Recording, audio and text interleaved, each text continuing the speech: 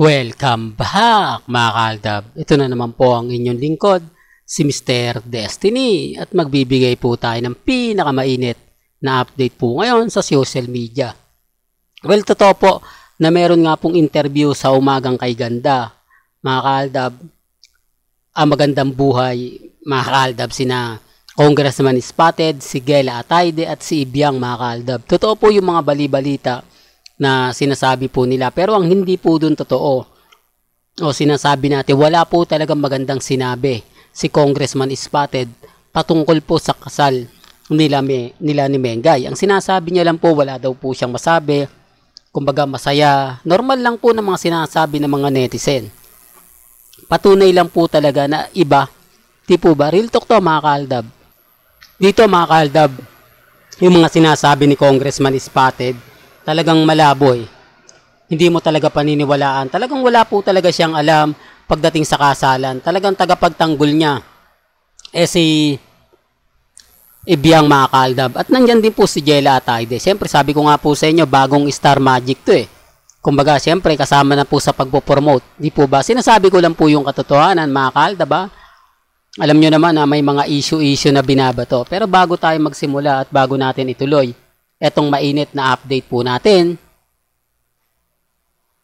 kung bago ka lang sa channel na to at isa kang true-blooded Aldab Nation na nagmamahal po kina Mengay at Tisoy, tama po ang channel na pinuntahan mo, kaya consider na po kitang bagong subscriber. At huwag mong kalimutang i-share ang mga video po natin sa mga mami, sa mga titas at sa mga senior. Alam nyo po ba, mga kaaldab, na umaayon naman po talaga sa atin ng panahon, umaayon po talaga sa atin ng mga kaganapan, gaya nga po ng photos na pinapakita ko sa inyo at kay Baby Teo.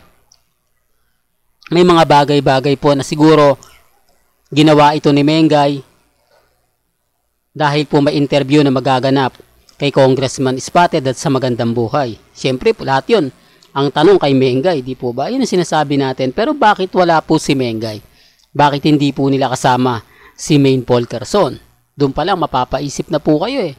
Pero gaya ng sinabi ko, depende pa rin po yan sa pananaw ng iba. Depende pa rin po yan sa mga magre-react. Di po ba? Lahat naman po ng mga tanong napakagaling talaga ni Melay. Di po ba? Yung tanong niya, sagot din niya. Di po ba? Ganon din naman po si Regine Velasquez. May mga katanungang kumbaga sinasabi na talagang ang layo naman po, di po ba? Yung sinabi po ni Melay na 1 month na pala kayo na pinost. Hindi niya sinabi kung sino yung nagpost. Wala naman po talaga nagpost eh. Gawa lang po naman yun eh. Di po ba? Hindi nga po nag-react si Congressman Spotted sa sinabi. Doon pa lang may mali na eh. Di po ba?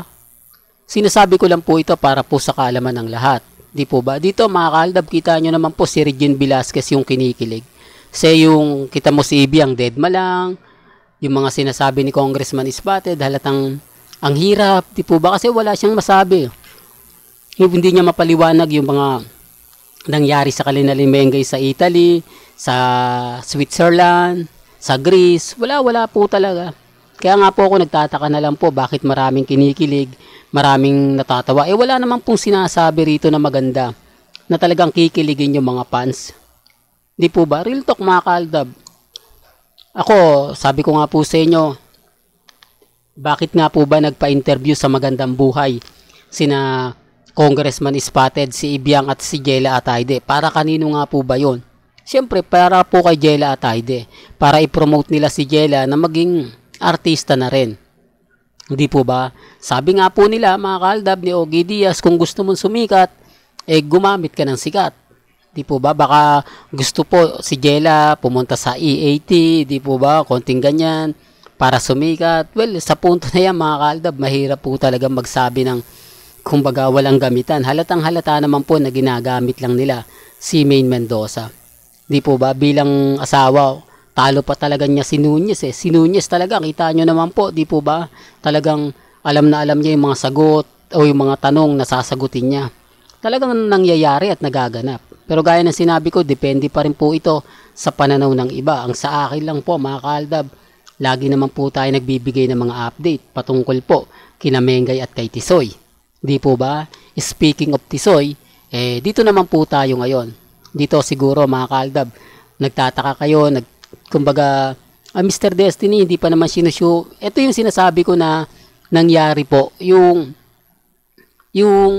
kissing scene nila ni ni Julia Montes na talagang pinagpiestahan. Sabi ko nga po sa inyo, agad-agad ibabalita yan eh. Ganyan po talaga kahusay pagdating po sa mga update si Alden Richards. So, di po ba? Talagang pinagpiestahan. Pero marami naman nagsasabi, mga kaaldab, na ano lang daw po yun, yung camera tricks. Pero ganun pa man, mga kaaldab, okay lang naman po yan. Basta ang sa akin lang po, binibigyan ko po kayo ng update kung ano po yun ang gagaling po sa social media, sa mga taong nagre-react, lalo na nga po sa bagong anyo ni Maine Mendoza o bagong look, lalong-lalo na nga po sa bago niyang haircut, mga kaaldab, na kung saan nga po si Celeste Tobiera pa, mga kaaldab. Talagang sabi ko nga po sa inyo, depende na lang to sa mga taong magko-komento kung ano po yung sasabihin nila, kung ano po yung ipapaliwanag nila.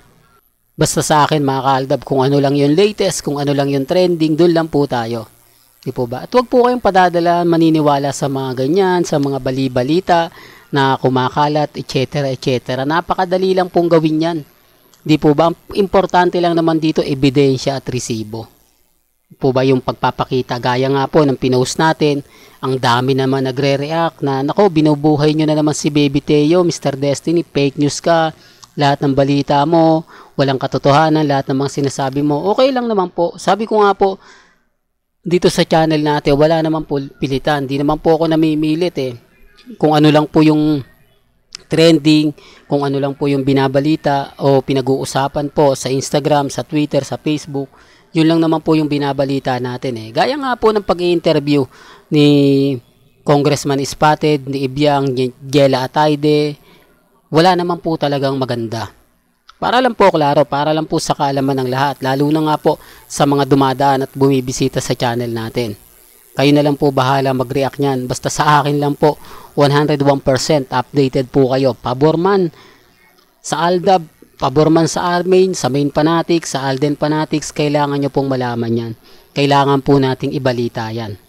Po ba? Para 101% alam po ninyo lahat ang mga nangyayari at nagaganap sa social media. Hanggang dito na lang po yung updates natin ha. Kaya kung gusto nyo pa po ng pinaka-latest at sariwang update, abay tutok lang po kayo dito po sa channel ni Mr. Destiny para updated po kayo sa mga bago at sa mga latest po na i-upload po natin maya-maya lang. Hanggang sa muli, salamat po sa panonood at pakikinig.